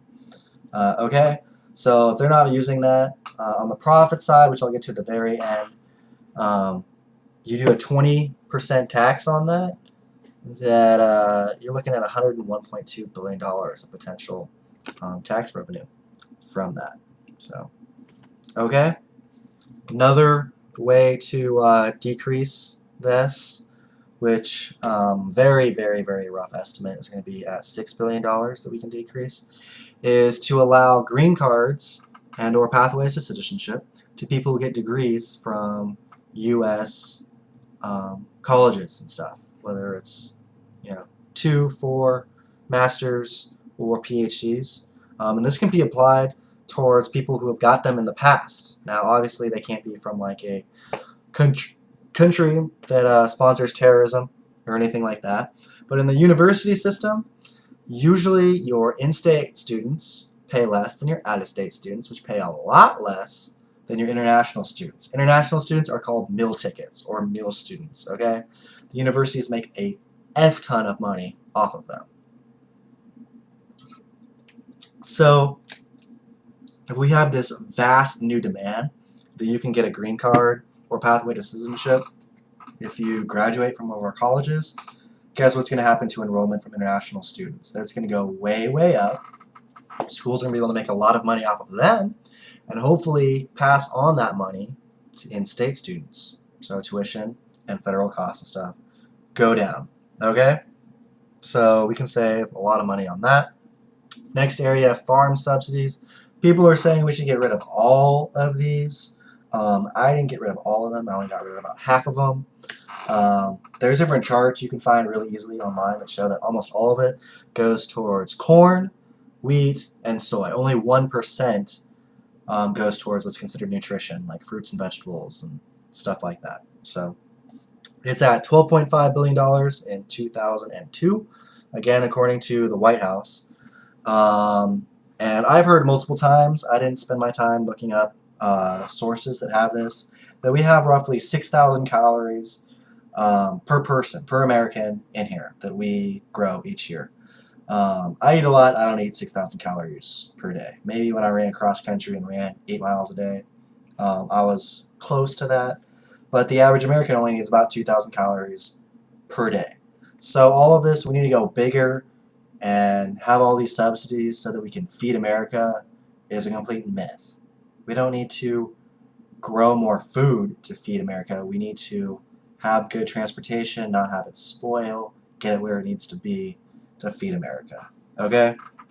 Average farmers now, according to heritage.org, make $83,000 per year, so way more than the average American.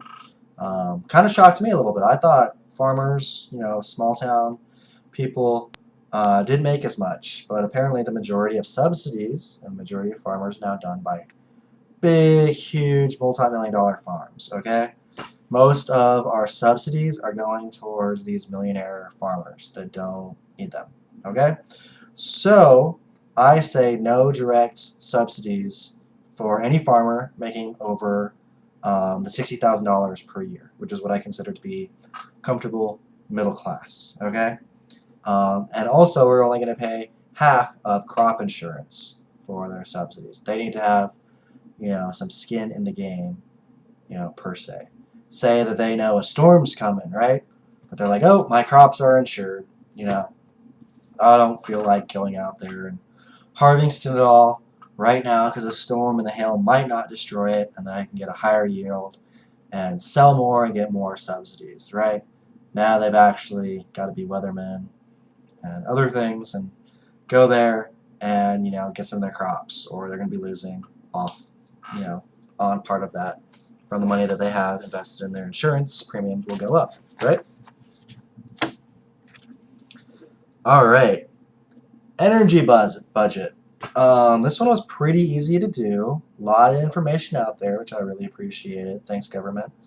But if you look at the 2002 levels at $500 million and the 2012 values at $9.2 billion, and the projected 2013 and beyond values of $27 billion, you're like, WTF, mate? Like, how the hell did you grow so much? It's the largest sector.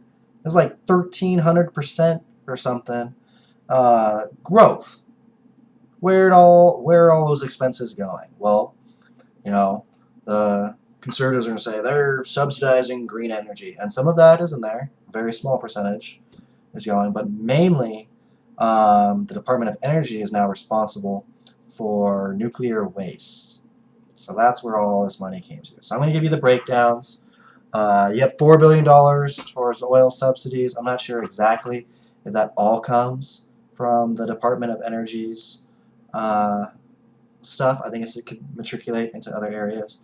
We're going to get rid of that. That saves $4 billion. Alternative energy, I like, but I like thorium and I like geothermal more than wind and solar right now.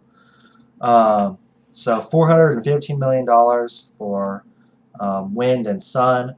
My very end of it, I didn't cut it out, but I'm just saying it's an area that we could cut down or reduce big time. If you upgrade the grid, which is in this, then private companies, it'll be more feasible for them, especially for wind, to make wind farms. So because now they're not losing as much energy from resistance from going kilometers and kilometers to people to service for their energy. Okay? Let's see. Some of this goes towards the that CO2 stuff. I got rid of that. $7.6 billion for nuclear deterrent maintenance. That basically goes towards making sure that other countries don't get it, making sure we know where it's at, stuff like that. It can't take nearly that amount of money to track nuclear stuff. It's radioactive. Get what they call Geiger counters and stuff. You know, put those in there. I believe we know where the vast majority of uranium and nuclear waste is at already. So I reduced that down to $1 billion, and I don't think it should take that much. So that's a $6.6 billion savings. $5.7 billion is for Cold War cleanup. All right, cleaning up nuclear waste. Now, it's going to cost them a lot of money to go in there and clean up nuclear waste. It's radioactive. Nobody wants to be around that stuff. But I don't think it's going to cost that much. We've already have a lot of areas to contain that stuff in. So I say $1 billion for now, and maybe with new technology down the road. We don't need to be, trying to clean all that stuff up now with current technology. Make sure it doesn't leak into our water supply, stuff like that. But I reduced that down to $1 billion, which may be too much of a cut actually on that one. So $4.7 billion savings. Okay? So those are the major sectors of the government. Now we're going to go down to a few specific agencies that I don't really care about. So first one is the USDA. They get $23 billion. Where's all this money go towards? Great question. I asked this question. $7 billion goes towards WIC. WIC is for nutrition. It's a lot of times for single moms, poor people, children, school meals, all that stuff is in there. I say that we keep the $7 billion for WIC. Maybe we can find a little bit of waste in there. And I say that we include prenatal vitamins for every woman in this country. Whether they're a citizen or not, we need healthy babies. It's going to save an immense amount of money in medical costs and stuff. Birth defects, all of that's mental disorders, if they have prenatal vitamins. So regardless of whatever you make, we're going to give prenatal vitamins and supplements and stuff to every woman. I think that's great. I like women, so here you go. That is my little gift to you. USDA considers French fries to count as 2 vegetables. French fries, essentially junk food, now count as 2 vegetables in our lunch food program. That, along with their job, is to make sure that we get adequate nutrition, which you have the RDA values, which is basically how much of certain vitamins and minerals you're supposed to get per day, right? Do you know what these values are based off of? Probably not, unless you've ever taken a college-level nutrition course or you're just very interested in it. If you receive 100% of your vitamin C per day, that is to make sure that you don't get scurvy. Don't know anybody who's ever had scurvy? Yeah, no one's really got it since the pirates. So that is not the value we should be looking at. We should not be looking at the lowest values to make sure that you don't definitely get chronic diseases like scurvy, which is like a gum disease. You've never gone into your dentist because you were afraid of getting scurvy and you want to get checked out, right? If you look at pictures of pirates, they got some messed up teeth. They probably should have been having an orange once in a while. You have things called optimal nutrition. So those are basically minimum nutrition. If you go to the Linus Pauling Institute, if you don't know who Linus Pauling is, I went to Oregon State. He's pretty much the best person that ever graduated from there. I call him the Einstein of chemistry and nutrition. He has what he considers optimal nutrition levels. If you don't like hardcore scientists, you think that they're all wacky and crazy doing experiments, you have the livestrong.org society that also has optimal level of nutrition. And I say that the USDA, if they don't want to be ended, with WIC going to some other agency overseeing that, can't count French fries as 2 vegetables and has to reach the food supply within 2 years 25% of what is considered optimal nutrition. So getting our vitamin D levels, A, B, C, all that stuff up to where it needs to be. Okay? People are going to be a lot healthier and a lot happier. Putting some nutrition into our food supply than ever before. Okay? Homeland Security. I laughed a little bit when I went through and found out where the money goes and what their goals are and what they do. So, here are their goals. They had a PowerPoint. This was very easy to get all this information from DHS.gov. You can go on there right away. It shows you a PowerPoint of their 2013 budget, what their goals are, what they want to do. They have a one little page letter of what their mission statement is. They want to prevent and disrupt terrorists. Last time I checked, FBI and CIA does that. Great. We don't need Homeland Security to increase the bureaucracy and do that. Infrastructure. Now, this isn't like roads and bridges. This is more making sure that like our grid doesn't get attacked, that our nuclear plants don't get bombed, stuff like that. But those can go towards the DOE, and DOT are perfectly capable of securing their own stuff a lot more than Homeland Security can do. You want to protect the grid? Talk to the electricians. Don't talk to the government people. Okay? So, next goal, to recover from incidents and disasters faster. That's FEMA's job, which I go to FEMA. It's basically the state's job. Okay? So, states know what their disasters are more likely to entail. California doesn't get hurricanes, right? So, we don't need a government agency that has tons of hurricane stuff to ever go to California. They need earthquake stuff, what their state can do, and fire stuff. Those are pretty much their main things. Now, if you're in the Gulf, you need hurricane and flood stuff, not so much, earthquake stuff. All right. So states know what they need. Federal government doesn't need to be overseeing that and then giving that money to the states, saying that this is states, this is how you have to spend our money. It's basically giving money to the states but tying their hands at the same time, slowing down the whole recovery process. Okay?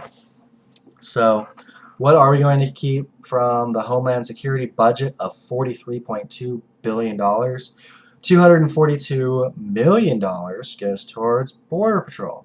That's just going to be a separate entity. We're just going to give the money to them while we end Homeland Security. Last time I thought of Homeland Security, I thought that military reserves and the FBI and cops and stuff were supposed to be able to do that. $132 million goes towards verification programs. We'll keep that. Somebody else can oversee that. $459 million goes towards cybersecurity, so not getting hacked by all the 12-year-olds in Russia and China. I think that's important. That should probably be increased in the future, if not right now. And $358 million goes towards the Coast Guard, which I thought was a separate entity. I didn't know they were under Homeland Security. Maybe the information I got is not accurate, but they made it seem like Homeland Security's budget goes to the Coast Guard, that they are under them. So that can just go directly to them, and that way they don't have to report to anybody but themselves, right? So I don't think there's ever been conspiracies or anything in the Coast Guard. I think that is one of the areas of government that people are pretty happy they're doing a good job. Okay? So we just saved $42.7 billion from getting rid of Homeland Security and letting the people who actually secure our homeland do their job, not have their hands tied, and give certain parts of that money to the areas that need it. Okay? I need a little break. The FDA, Food and Drug Administration, I think. Maybe it's Agency Act. I think it's administration. I've done some stuff, checking all their areas. Their level of safe, what they call safe, and what myself and real scientists and toxicologists call safe, not the same thing. Okay? So FDA, you need to make a definition of safe that is actually safe. Toxicology, pretty much the unwritten rule in the science and toxicology community is that if you give a drug to somebody, that only 1 in 10,000 people can have a negative effect, like a severe negative effect to that chemical or drug or something in there, right? 1 in 10,000. So if only 1 in 10,000 people gets sick because the level of Um, arsenic in the water is down at I think like 10 parts per billion. That's considered safe, right? I think most people would agree that 1 in 10,000 is good. So they get their definitions of safe from the drug companies and the chemical manufacturers. They say that they do the same study, right? They do like a couple thousand people. We don't like that one, so we're not going to report that one. Then we do another study. We don't like that one. Another study. Oh, half of that third study looks good. We're going to report that to the FDA and say that it's safe. And the drug companies, the chemical companies, are paying to have the background research and the studies done. The FDA and you and me, taxpayer money, isn't doing that. So we don't really know what is safe. They're patrolling themselves. And they have stakeholders and shareholders. So profits are number one agenda, number two agenda, number three agenda, number four agenda. Way down around the 5,000th priority is to keep us safe and cures and stuff like that. Okay? But the FDA's budget is only $4.36 billion, which is very low. But we're not going to increase that because I have a solution to make us actually safe. Okay? So, we are going to enact a new law that pretty much makes it so that lobbyists and drug companies and chemical manufacturers, which I may work for one day, so I don't want to be too mean or harsh on them, is that if 3 other countries ban a drug or a chemical because they believe that it's unsafe, we have to do the same thing.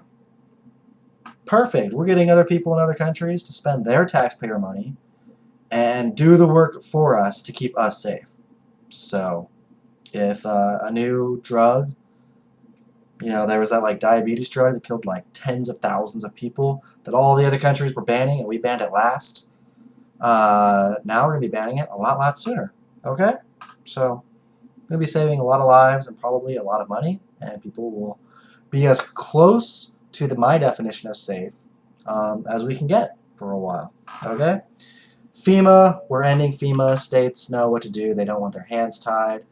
When I saw that documentary on Katrina saying that the FEMA trailers that looked like they should cost like $5,000 to $10,000 that they were giving out was actually they were billing the government, you and me, $150,000. I was like, F that. That is a big government waste and bureaucracy. So we're getting rid of FEMA. If anything, we can give a little bit of federal money to the states to make up for that. Department of Education is at $77.4 billion, most of that going towards loans. Now, if you want to go to school and study something that you're most likely not going to be able to get a job with and repay those loans, we shouldn't be giving you those loan money in the first place, okay? If you come from a privileged background and your parents and or you can pay for that, then go study whatever you want, okay? But retention rates are very low. Some universities is like 40%. So the worst thing you can do is not just study and get a degree and something that's not going to get you a job.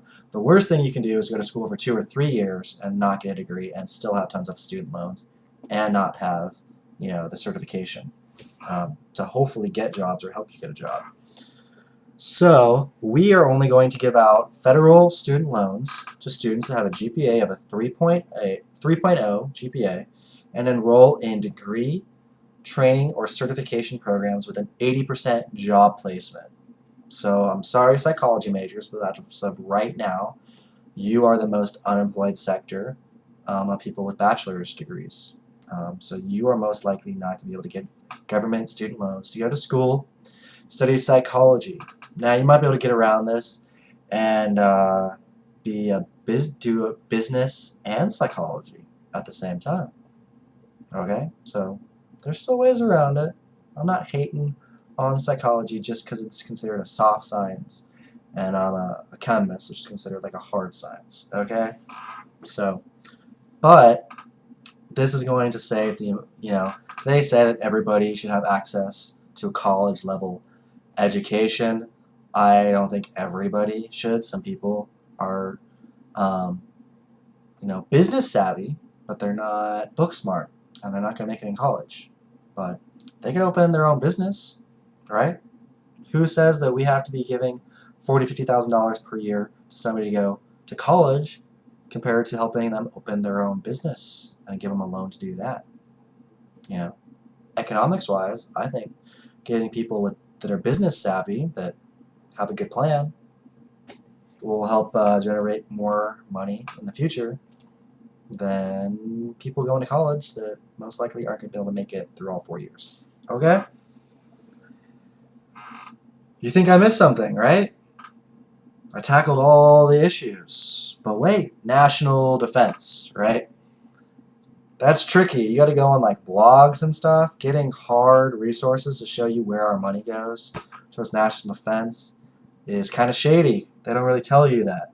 So it's at $677 billion in 2012. That's up roughly 50% from our 2002 levels. We got 9/11 and all that stuff. But, a lot of terrorist activity can be overthrown by special forces, CIA, FBI, stuff like that. Not just throwing billions and billions of blind money at the problem. So what I did was what I call pretty common sense. I went on Wikipedia and I looked at how much our country spends and how much countries that I thought, worst case scenario could all bind together and attack us all at the once, which would be pretty hard for them to get that information out there and for us not to intercept it ahead of time. But I humored some of the hardcore defense people that don't like it to be cut. So China, Russia, Iran, Mexico, and Pakistan could all attack us all at once. There's a couple other little tiny countries that don't really like us too much. Saudi Arabia, you could say, might go to war with us. I don't think so. I'm friends with a lot of Saudis over here. They love us. We buy all their oil. And their country's economy is booming.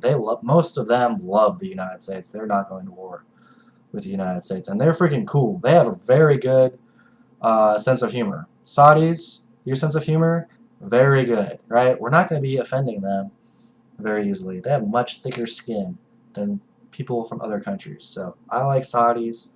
I think they like us. I'm not expecting them to ever go to war with us. So China's 143, Russia 71.9 billion, Iran 7.5, Mexico 4.9, Pakistan 5.2. That equals $232.5 billion. So even if they all attack us at the same time, I doubled that because you're going to need more money if you're getting attacked from multiple fronts and all that stuff. So $465 billion. So we just saved $212 billion from national defense. And I think that we are still perfectly secure. We're still going to have the best Air Force, best Navy, all that stuff. Okay? So that was pretty much what we're going to decrease. Okay? I have some additional ideas, which I'll get to, and then some profit areas, and then I will do the net total that we will now have coming in and going out. And you will like where it goes, I promise. Okay? It is worth the extra, 7 to 10 minutes to hang in there. Okay? So if you need to pause it and take a bathroom break or whatever, go for it. I'm going to take a little drinking break and get some fluids down in my throat.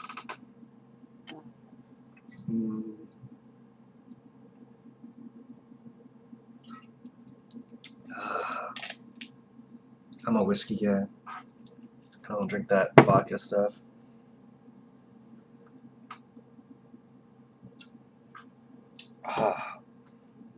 Alright, additional ideas to help with Medicare, overall health, and just general things to save us money.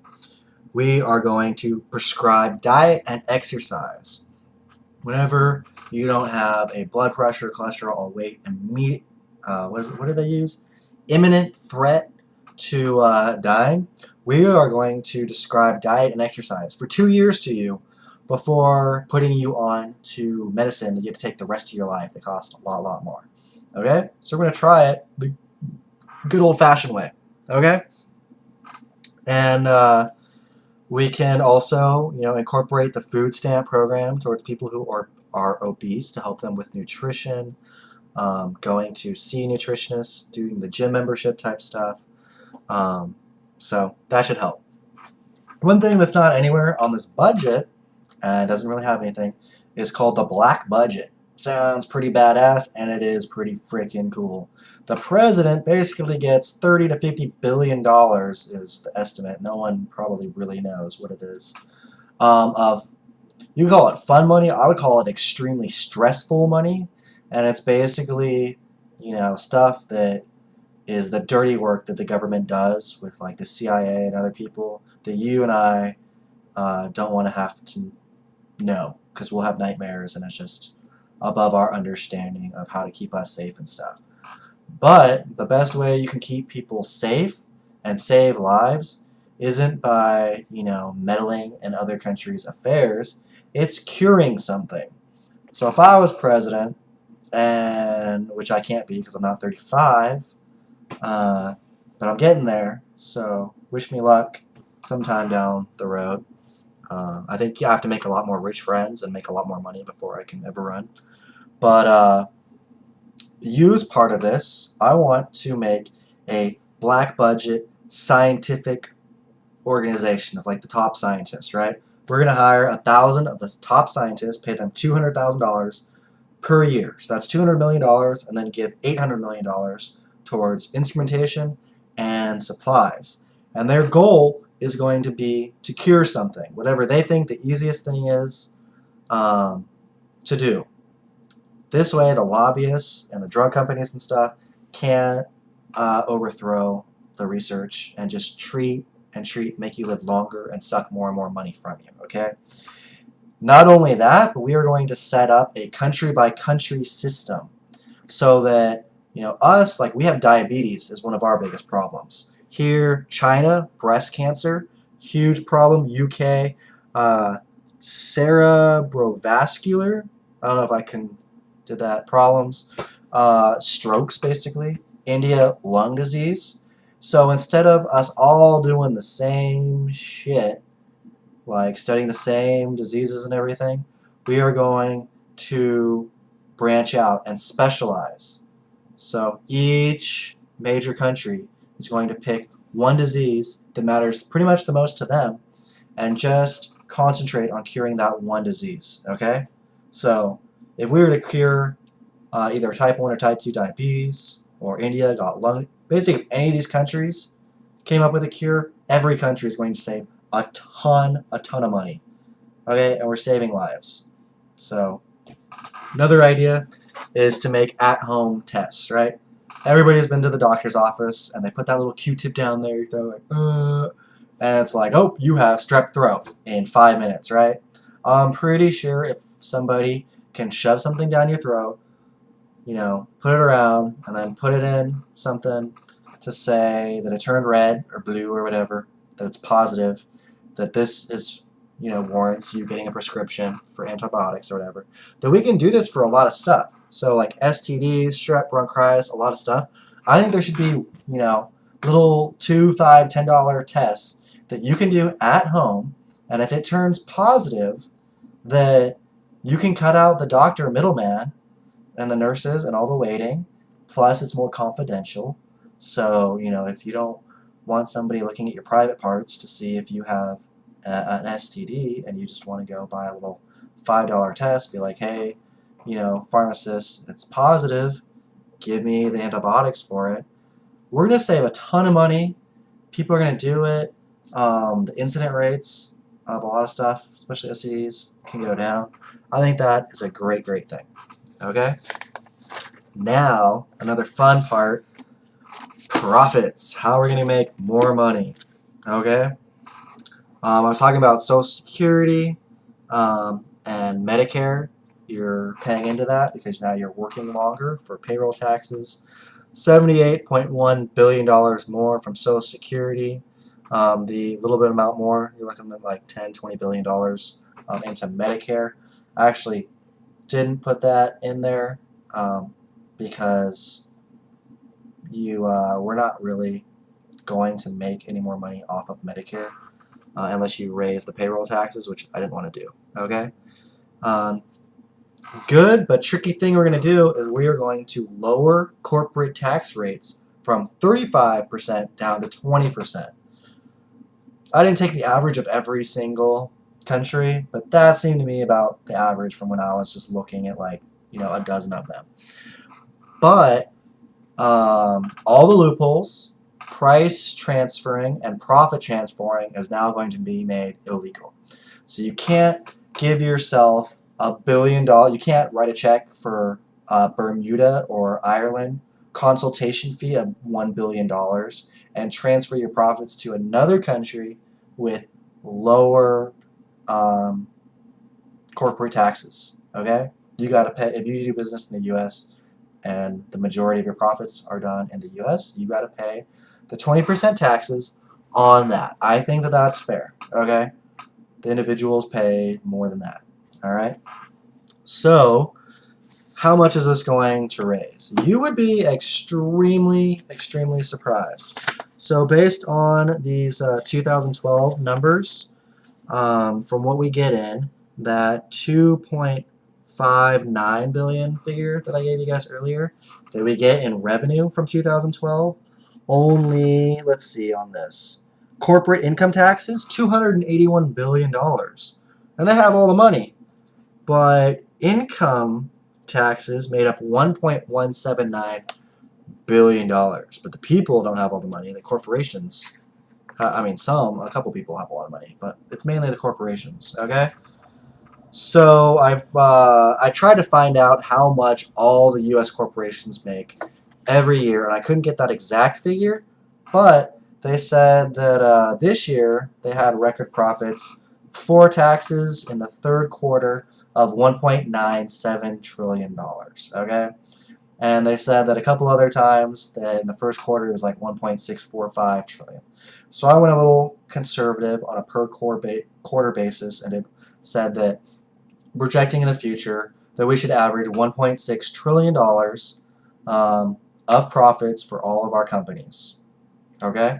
Times 4, $6.4 trillion. 20% tax equals $1.28 trillion. That is a net increase of $1 trillion per year. Okay? Then we're going to give 30 days to all these companies to get rid of all their offshore money and immediately pay that off, or they either lose their citizenship or right to do business in the U.S. J.P. Morgan had the estimate of U.S. corporate money offshores at $1.9 trillion, so 20% gives us an additional $380 billion. I didn't incorporate that because that's just like a one-time thing. But let's just say we take that money and we just pay off some debt with that. So the higher education, 20% from money that's not going towards serving the students' tax can be, let's see, what do I have this at? Around $25.3 billion. And we're also going to tax churches that profit. Okay? So if they're not giving all their money towards charities like they're supposed to be doing and serving communities, whatever is extra, we are going to tax at that 20% again. From the Giving USA report, $93.18 billion is given towards religious organizations per year from the General Charity Fund. Granted, churches make a lot more money than just what you give them from charities. This isn't including like the collections that they do, the businesses and properties that they have and they rent out and make money on, the school systems, and stuff like that. So 20% of that is $18.6 billion. So, if you remember my goals, I wanted to make $4 trillion and only spend $3 trillion. So we would have a surplus of $1 trillion. And guess what all this comes down to? If you add it all up, $3.712 trillion that comes in, and I didn't even include some of that Medicare and a couple other little things. And it could even get up to $4 trillion if our corporations keep doing well. I was very, very conservative on how much their total profits are per year, and if they're not allowed to store money offshore, the amount that we have tax revenue coming in should go up. I think we'll be close to $4 trillion. Total expenses, excellent, is at $2.588 trillion. That is actually lower than our 2002 levels. So we have over almost $1.2 trillion of surplus. Okay? We can pay off our debt in no time. We will be extremely economically secure. If we have too much money, heaven forbid, we can give out loans to other countries and then make interest on that. We could be the credit card for the entire world. We could be like the Visa or MasterCard, and other countries could do work for us, and we could be making all the money off of it. Great, great idea. Okay? So, and after all these cuts, if everybody gets together and says that we need to, give certain parts more money, we will have way more money to do that. Okay? So, this is very long. Solving the U.S. budget was very difficult. I will be tackling something much easier next week so that I can get one per week. Again, email me, send a comment or whatever. If you don't agree with something like this, or you think that I'm misinformed, you have some additional information, I would love for you to give that to me. And also make comments or emails on future or Facebook comments. I'll be posting this to my Facebook. If you want me to tackle another problem that you would think would take me about 15 to 20 hours in the week, or I can do it over a couple weeks if it's really that much. I don't have that much time to help you out if you're interested. If you work for a government agency or your company and you have problems that you think that I would be able to do research and come up with innovative solutions for you. I'm a grad student, which means I'm pretty cheap to hire right now for consulting and stuff. You better get me while you can. Next year, it's going to be going way, way up. So give me feedback. I hope you enjoyed it. I will try to keep doing like whiteboard stuff, maybe print out some more visualizations. I know staring at my face for 2 hours is not, and listening to my very monotone voice, very exciting. So I'll try to update the entertainment factor and keep the facts and the economic importance and stuff the same. Alright? Hope everybody had a very, very happy Easter and found all the eggs so they're not rotting and smelling up the rest of your house. Alright? Take care. See you next week. Bye.